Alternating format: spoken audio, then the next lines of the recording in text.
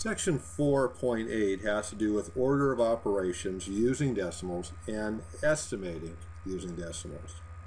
Well, as we review this, the order of operations is the order of operations. Whether we're using whole numbers, fractions, decimals, it doesn't matter. The rules don't change. So the order of operations is, we look for parentheses or brackets first.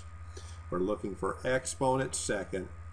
Multiplication or division, they're both worth the same. We're just reading again left to right.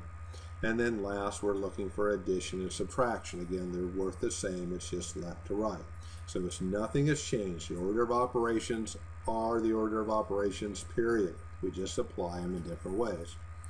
So I chose sample problem 5 out of the homework to just kind of talk about real quick. We had parentheses here, but it's just an operation. It's simply to mean to multiply, because remember, when a whole number is against parentheses, it means to multiply. So we're going to do that first.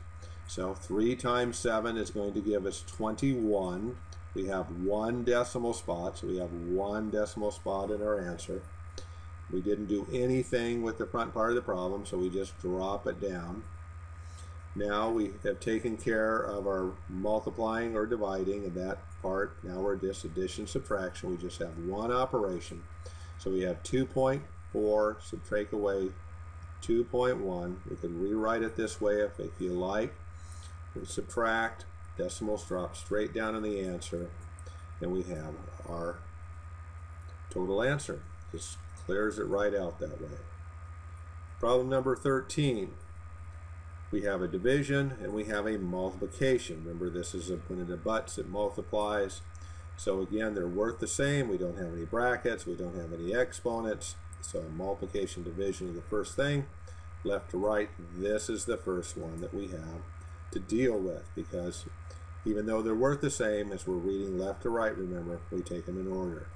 So our first part then is going to be 9.6 divided by 2.4. And again, I just use a calculator on these. We could do it longhand, but probably not going to, because this is just going to be so much faster.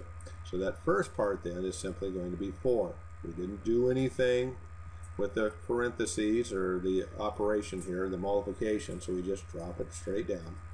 And then we're going to go ahead and multiply. And we get our answer.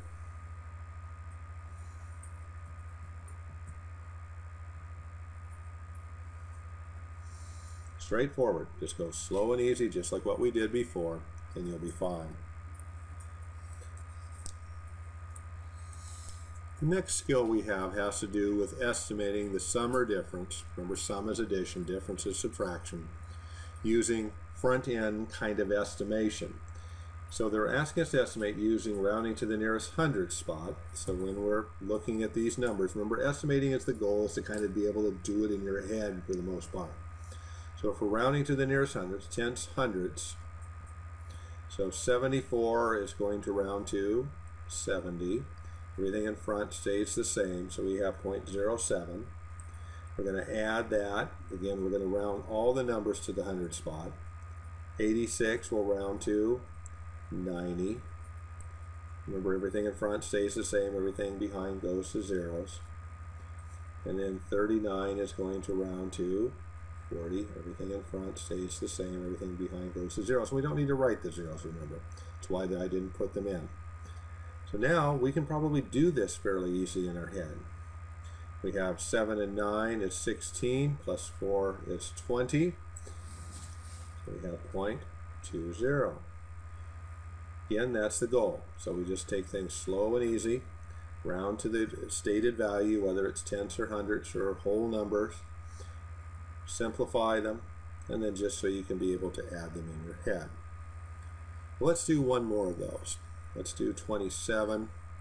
We had 7.972. We're going to subtract 6.7234, and we're going to round to the nearest 1.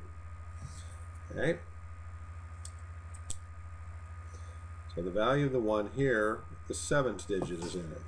So 79 is going to round to 80. Everything behind goes to 0. I'm going to write the zeros in this time. Even though we don't need it, then I'm just going to cross them out to just kind of show you how that works. Again, to the nearest whole number, 67 is going to round to 70. Again, everything behind goes to zeros, but we don't need to write it, so they just kind of go away. So we have 8, subtract 7, equals 1.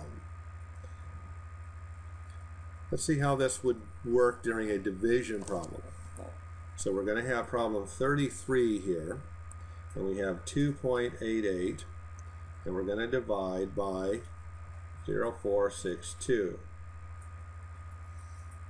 Again, we're going to estimate by using front-end rounding. And what that's going to mean is that you take the largest digit value in each of the numbers. So the largest digit value here is the ones. Largest digit value in this number is in the hundredth spot. So 28 is going to round to 30. Everything behind goes to zeros. We're going to divide by 46 is going to round to 50. Everything in front stays the same. Everything behind goes to zeros. So let's rewrite the problem in a simplified form. We have 3, and we're going to divide it by 0.05. Right? So if we're not sure how to do that, go ahead and put your calculator on there. We're going to take 3 divided by 0.05 equals 60. Okay?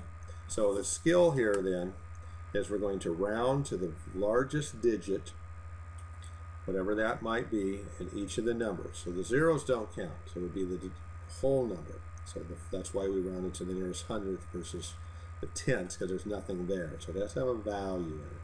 So we're going to round to the largest one so we can do it in our head.